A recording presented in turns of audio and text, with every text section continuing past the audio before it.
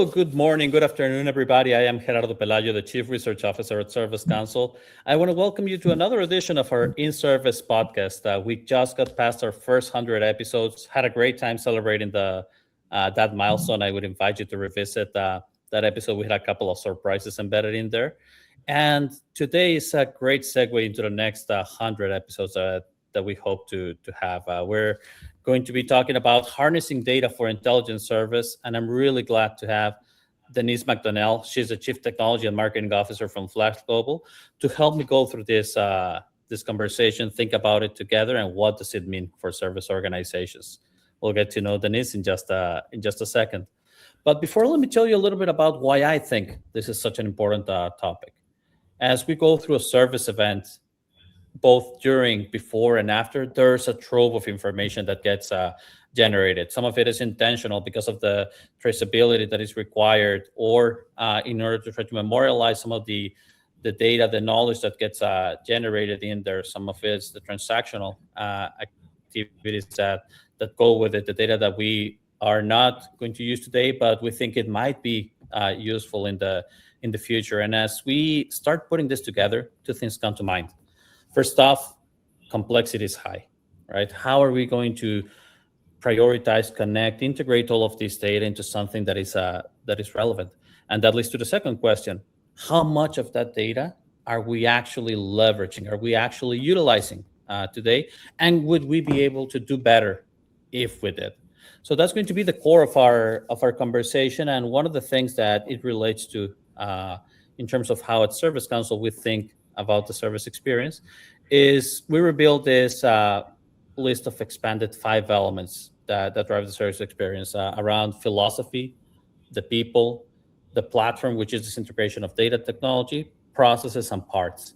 So as we think about data and intelligence, the part that I'll be pushing Denise on to pick her brain on is how does it relate to the processes and the performance of parts, so that we don't think just about a foundation, but that we're thinking in terms of workflows and impact that can be achieved. A bit of housekeeping before we get started. A reminder that today's session is going to be recorded, so you can go back and revisit it. You can share it with friends, and all. It's going to be available on all our usual social platforms and anywhere where you typically listen to your podcast. And the other thing, to our LinkedIn audience, we hear you, we see you, and we invite you to take part in the conversation. If there's something that you want to deep dive on, if you have a comment, whether agreeing or disagreeing with the conversation, please let us know in the comments, and we'll try to infuse it into the conversation. Worst case scenario, we'll be replying on the chat and make sure that we are closing the loop on that one. So without further ado, I want to spend most of the time on the conversation. And Denise, I've had the pleasure to get to know you a little bit. I really like your approach to this topic. But for the audience that might be less familiar with you and with Flash Global, do you mind sharing a little bit of an introduction to yourself, and what is it that Flash Global does? Sure. Well, first of all, thank you for having me. I'm excited to get into this topic with you here today. So I've been with Flash Global for about 10 years. So just backdrop on me. I'm a mom of 3. I live in Nova Scotia, Canada. So interesting fact about Nova Scotia is it's another time zone off of Eastern Standard Time. So a lot of people don't know that. And the best way to describe it is just, if you know where Maine is in the United States, then just go a little bit further east from there. And that's where I am, a beautiful, picturesque coastal community.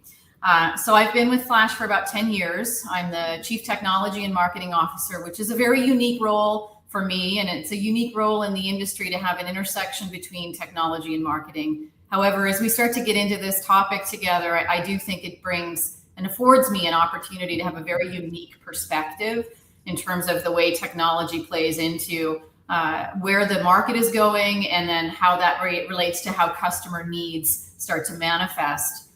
In terms of Flash, Flash has been around a long time. Our business is the service supply chain, and being able to deliver commitments and quality execution to our clients as we think about service part location around the globe and how you deliver on your service commitments and how high-tech OEMs do that. I will definitely say from a background perspective, this is certainly one of the most exciting and nuanced businesses that I've worked in over the course of my career. Service supply chains are one of the most complex operational environments that I've experienced in any company. Every time something fails, you're coordinating so many different things: logistics, parts, technician, inventory, warehouse locations, your customer commitments, your service commitments. And that happens across the globe, and it needs to happen instantaneously, in a matter of hours, where every minute counts. And so what's exciting today is that all of these activities generate a tremendous amount of data, and that data is unharvested in many cases. And so I'm excited to talk about how we're thinking about how you connect that data and how you turn that service from reactive into more of an intelligent, proactive process. That's great, Denise. Thank you. And in fact, your role, I would say, it's living proof of that integration of data towards an objective. So you're walking the talk, certainly. And segueing from what you said, I think it's important to baseline a little bit what we mean by the underutilized data. I often say that the most fun part of my job is being able to connect the possible with the relevant. So let's start by understanding what is that possible. Because when there's a service event and we think of, hey, something got fixed, some issue got resolved, we tend to think about failure data as the one that tends to get generated and the one that can be leveraged towards future service events. But as both of us have sort of teased out, there's a lot more data that goes around one of these experiences and in the execution of a service supply chain. Can you talk a little bit about what is, from your experience, what is specifically some of the data that is potentially underutilized in most of these cases? Sure. You're right. Most of the time, we really hone in and focus on the actual failure data, because that's really where you're trying to understand what happened with that particular device or product or what have you. But all of the surrounding activity that happens in order to service that service event does afford an opportunity for a lot of other data that, to your point, is underutilized. Data such as your inventory movement itself. Was the inventory where it needed to be? That service inventory, was it where it needed to be in order to deliver on the quality commitment of that service event? How was it routed to get to the service event? Were you expediting it or not? Are you paying more than you should be for transportation or not?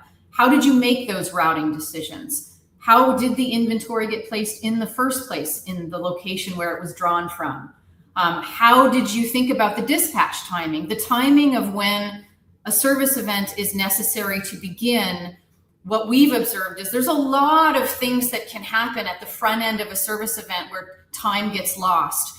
Analyzing that and understanding, well, what data was missing that did not afford the service event to move into motion immediately? What was all that time spent doing before the service event could take action is a treasure trove of information. And then kind of what happens on the back end of the service event. So we focus on the failure, and then we sort of walk away from the defective activity that happens thereafter, the bringing back of that defective part, and what did that look like? What does that process look like? And moving that part perhaps back into the service life cycle. There's a lot of information to the closure of the loop. So these are some of the things that we observe as underutilized data opportunities to really start to create insights. And when you start to connect that data, then you begin to see the patterns around cost, around service performance, and inefficiencies that could create opportunity. Yeah, that's really helpful. And I'll say one of the things I really liked about the way you described it is, in most cases, you were talking about the questions that you want to address. So not leading with the answers, but hey, we would like to know this thing. How much do we understand about this other part of the process? So I absolutely think that's the right way to start. And you brought up the concept of connecting the data, and I think most leaders, most people even would agree that at a high level, connecting data makes sense. Should be better off if we connect the data. Now the problem is that it takes some effort to actually do this and do this correctly. And where we see many of the service leaders struggling is how much effort should I put into connecting my data? What am I going to get out of it at the other end? Now, we know that the pain exists. In our last State of AI and Service Technology survey, and we will be releasing this year's edition in under a month, by the way. But last results we got, 28% of service leaders said that an insufficient digital data foundation was the greatest roadblock to scaling their AI efforts. So just as one of the examples of the technologies that has been dominating many of the conversations, it goes back to, do I have the right data in the right structure? And that includes the connectedness. Can you share perhaps some examples that you've seen, that you've come across, where the performance of the service value chain really starts to get to a level of high impact when you move from just data that exists in the organization and that is understood and even trusted to actually data that is connected? Absolutely. Well, you're hitting on a very common problem, right? Because in terms of the fragmentation of the data, because when you think about, again, the service event that we just described, there's usually a number of systems, and those systems typically will sit in a number of different organizations that go into the execution of the event, whether that is a customer support system, an order management system, a field service system, transportation systems, inventory. There are a lot. And I think it starts first and foremost, the recognition that this data, once you can bring it together, will generate specific insights. And I'll talk a little bit about like some of the key questions that you can ask that will generate those insights. You have to first recognize it's necessary. And it is not, and I do not make light of the fact that bringing that data together and having a company strategy or even just a service operations strategy around how to do that is a mountain to climb if that's not where you are today. Many companies are starting to move down the path of creating data warehouse environments and pulling, some technology together to bring it together. And so you first have to have that on your roadmap, right? Like that is a prerequisite. You have to decide that you want to bring that data together and have a plan to do it. But in terms of building the business case as to why you'd want to do it, the real insights that will come when you connect them together are things like a better understanding of whether you're over-servicing or under-servicing against your commitments. And I know that might sound strange because everyone wants to drive the highest level of customer satisfaction that they possibly can. But there's a real business cost to that. There's a real business cost to holding inventory idle that you're not executing in the case that it might get utilized, or someone who has paid for a 2 or 3 day SLA against a service event and you're delivering it the next day or even the same day. There's a high cost to that. So understanding like what do your service events and your service level commitments actually cost you as a business? And then why are, for another example could be, why are certain parts always being shipped expedited? There's a high cost to things like next flight out and expedited shipments that when you actually examine why you're utilizing those expedited services, it could be as simple as understanding the closer placement that they need to be in, or perhaps you are under investing in your inventory in terms of where it's placed. So these are some of the things you can start to look at. On the positive side, when you bring this together, it also exposes opportunity that potentially you could drive more revenue, right? You can identify where you've got customers that are wanting to consume those service parts faster than you're getting to them. And you can data mine that to determine that you may have a market to actually up level your service commitments and make more money. So it's not always just about cost, but it can also be about revenue. And so these service supply chains, they generate tremendous amounts of data. And so here, those are some of the things that you can ask yourself and ways to start to build the business case around looking at both cost and revenue. Yeah, and we'll get back to that the dual objective. I love that you touched on the growth. It's a big trend that we're seeing this year, by the way. But just want to double click on one of the things. You spoke about the how, and one of the things we've noticed in the front line is that trusting data is very different to trusting the intelligence that comes out of the data. And I think that's one of the jumps that connecting the data in relevant ways is able to achieve. Are there any pitfalls, any best practices that you've seen out there to help with the effective consumption of the connected data? Yes. Consumption of the data, I think most of the time, and what we observe today is that everyone's looking at what has happened, and they're looking at it in terms of dashboards. And dashboards are a great way to see what has happened in the past. And in order to start to see trending, in order to start to see past patterns, and use those dashboards in a way that will allow you to then start to think about the future. But what really starts to pop, if you will, in the insights is when you start to translate those into like specific areas where you've got anomalies, like diving into that data to say, okay, I see the trend, I see the dashboard. However, this is an anomaly. Now let's dive deeper, right? Now let's go deeper on that anomaly. Or as a business, being very clear about where your cost drivers are and where your cost objectives are, so that way you focus the insights in those areas. So for example, if your business is very focused on managing your inventory carrying costs, then you want to have the ability to see and predict your inventory carrying costs as it relates to the value of the inventory you're holding in a particular location, how much money you're spending to store the inventory in that location, how often that inventory has been moving, where it's been moving to, and the types of service levels that it's been consuming, because then you can start to manage that carrying cost at more of an aggregate level. So seeing a dashboard that tells me I haven't moved inventory in 2 years from a particular location is an interesting data point, but it's when you start to translate that into your overall business objectives and hone in on it in order to then take action is where the consumption becomes different. Yeah, you're preaching to the choir there. That there's a difference between interesting and, first off, is it good or bad? Like making sure about that, and context matters a lot.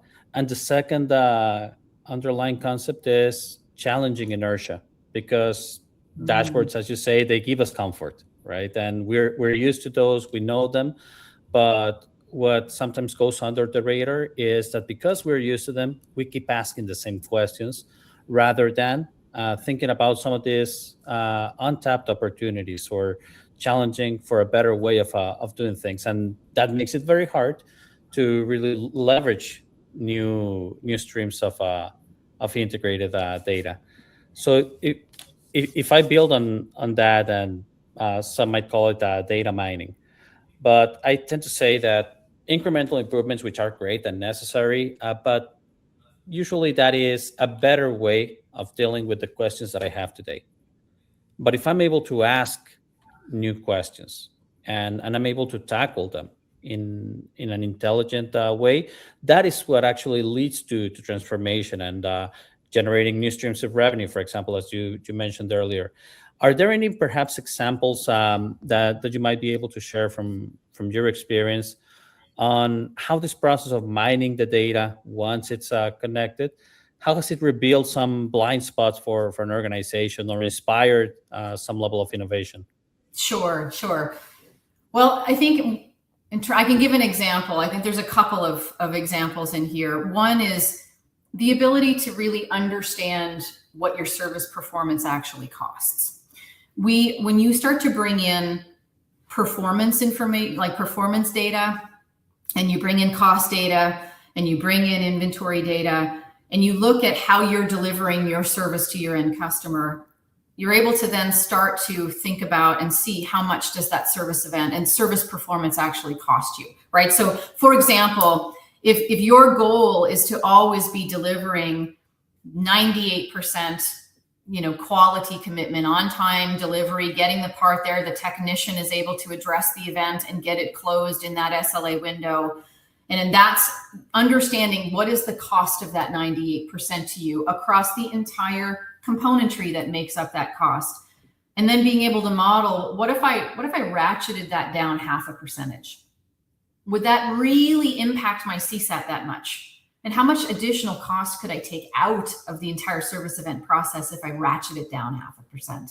So that's part of that kind of data mining. And these are that's an example some of our customers ask us about, right? I understand what my quality looks like, but what if I wanted to play with that a little bit? Or even what if I wanted to segregate that a little bit to a certain segment of customers? Another example of data mining would be on the reverse logistics side. I love getting into conversation about what happens after the event, because again, as I mentioned at the outset, it's sort of the area that is a little bit forgotten, because the urgency is all around getting the event handled, obviously, as it should be. And then there's not as much urgency on the back end, right? Perhaps you may need to do failure analysis quickly, but most of the time that's not really the case. And so we see an opportunity with data mining where you can really start to use information at your disposal to determine what to do with that asset. So for example, many customers and many companies, they'll have global operations where they'll have a defective part that comes back into a centralized location in a country. And they need to make a decision what to do with that defective part. And typically a decision will be, well, let's repair it. Right? And 9 times out of 10, it means you're exporting it out of that country. You're moving it out of the country because you need to repair it. And 9 times out of 10, unless your repair vendor is in the same country. And so there's a cost to exporting it. There's a transportation cost to exporting it. There's a cost to repairing it. There's a cost to importing it back in and putting it back on the shelf. If you're able to analyze that cost profile and balance it up against looking at the inventory utilization across your network, do I have a shortage of this part elsewhere, or am I overstocked? Where is it in its life cycle? Is it about to go end of life? Those data points and mining those out will allow you to then make an intelligent decision in the moment that it makes more sense to scrap it in field than it ever would to ship it off to repair, and which would be the routine that most companies are in: defective repair. And so this is where I think a great example of data mining allows you to make an intelligent decision on the fly. It is, and to those listening on the recorded session already, I would encourage you to go back and re-listen to the last 2 minutes of what Denise just said. I think it's pure gold, because one of the things that we hear about quite often in the industry is, hey, I want to move away from being a transactional service organization and really start to manage the customers and manage the assets. And what you walked us through, in my view, it's an example of that, of thinking broader. But you cannot just be ambitious. You need the tools to do that. And in this case, those tools is the connected data. So I was really enjoying it as you were putting it all together. And so much that I'm going to ask a follow-up question to that, because as many organizations are thinking about moving from this transactional towards a more intelligence-driven management of their assets, of their customers as well, we see that being a frequent topic of conversation. In our last service leaders agenda, service innovation, meaning how the service is delivered, was the most frequently identified focus area by respondents. 47% included that in their top 3. But taking a step back from the example that you shared, what does it really mean to make this move from transactional to intelligence driven? And perhaps a way to tackle that is some of the pre-requirements that you've come across that lead to a successful evolution, or some of the pitfalls to avoid in the process. Sure. I mean, if you think about the way that service supply chains typically work, it is a very transactional, set of activities, right? And so traditionally, it has been very transactional. Something fails, you ship a part, you ship a technician, you fix it, right? That's sort of the standard routine. As I mentioned earlier in the example, that's a great example of where you can evolve it from being just a transactional set of activities to seeing it as a holistic system, because truly that's ultimately where I think customers want to go, companies want to go, is they want to look at this as a holistic system. And that includes even to the point of the way that the relationships work with your end customers, who are the ones that are experiencing the service event. A great example of that is some of our customers are starting to look at the way their customers consume that delivery. So for example, there are some customers who look at their profile of installed base clients, and they notice that some customers are purchasing, next business day service event contracts, but then always escalating to say, but I need it today because I'm going to be able to have people on site today to let the field technician in. So I know I bought next business day. Can you get it to me today? And then you're able to look at the data. You're able to see that data, and you're able to see consistently, this is what happens with that customer. This is a great opportunity to go have a conversation and say, hey, you know what? You should actually be purchasing a 4-hour SLA, because we're going to have to stop executing that service for that. You need it, right? You need it in that same day. And here's where all the data is telling us that you need it. And so that's where you move beyond this just being a transactional, moving apart, shipping apart, fixing apart, to kind of relating it to your client, looking at their environment, mining the data of the customer experience, correlating that to the execution activities, and then creating a relationship with that data. So it's not just relationship in terms of how you execute against the event, but it's also the experience your customer receives. Yeah, and I would I would add one comment in what you said, just to emphasize the point. Anybody can design a new service contract, right? And can imagine it and say, hey, let's move our customers towards that. That doesn't mean that it's going to be profitable. That doesn't mean that the customers need it or will like it. So what you just spoke about, it's how to do that responsibly, how to do that in a way that where you feel confident that this is the right thing to do. Not just that you're convincing the customer, but you have the intelligence to know that this is the right thing to do. And many of the examples, the benefits that we've been talking about have to do with efficiency, having the right inventory, not having too much excess capacity from that perspective, thinking about the logistics costs, including the reverse logistics, and all of that is great and hugely necessary. But you touched on growth earlier, and I'm really glad you did, because in this year's Service Leaders Agenda, we're still collecting data on that.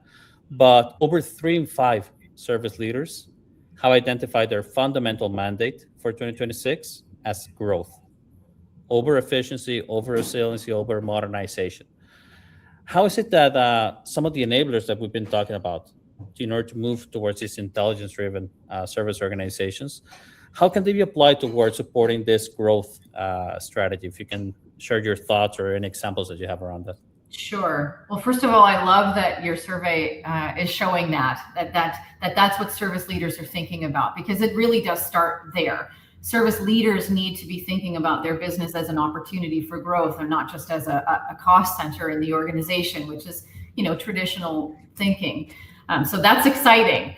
I think with some of these topics that we've discussed here in terms of the data that the service area generates, when you start to understand that service data more deeply, when you start to recognize the value that can be harnessed from it, it will allow the organization to think more intelligently about designing better service offerings. To your point earlier, right? It allows you to really hone in and think, where are these service offerings and how do I design them that are best for us and for the customer? It will allow them to think about expanding service levels into new markets.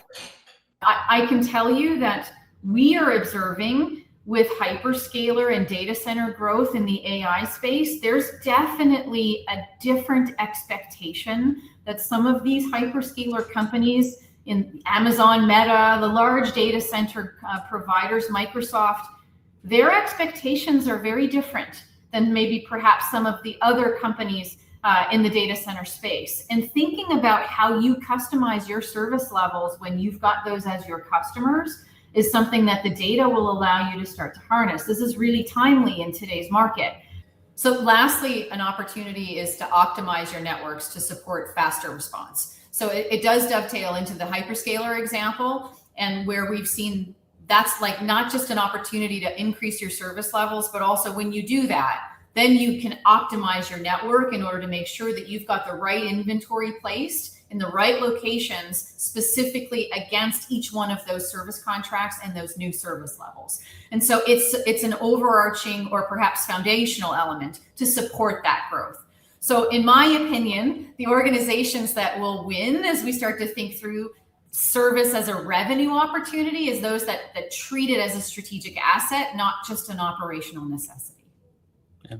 Again, fully agree. And I would simply add that what you talked about was the direct, most of what you talked about was the direct benefits, which I appreciate. There's even a lot of indirect benefits. Like we think about customer retention, we think about the ability to command a premium, and then that starts feeding into the revenue, the recurring revenue, and the profitability conversation at an organization. For sure. Really, really insightful, Denise. I've greatly enjoyed today's conversation. Before I let you go, is there anything that you'd like to share about yourself, any passion project that you have coming up? Oh, sure. I don't know that I have a passion project coming up, but I will say myself and my family, we're very outdoor people. And so we embrace every season. When you live on the East Coast of Canada, you definitely experience every season. So we just put away our snowmobiles for the winter and we're bringing out our side-by-sides and our dirt bikes. And so we're getting really excited to get back onto some of the mountain adventures. We like to camp when we head out on our side-by-sides and dirt bikes. And so we're getting excited about that. So I'm really excited for spring to come so we can get back on our machines. That sounds really fun. You could also be working for the tourism industry of Nova Scotia on your free time. I feel motivated to go after talking to you. So it's a beautiful place. You should come visit. yes. I tell you, you do a good job at with the pitch. Denise, really enjoyed the conversation once again. Thank you for stopping by. To our audience, thank you for listening in once again. Reminder that today's podcast was recorded so you can revisit it on all of our social platforms. And we hope to continue seeing you in the next events. Have a great rest of the week.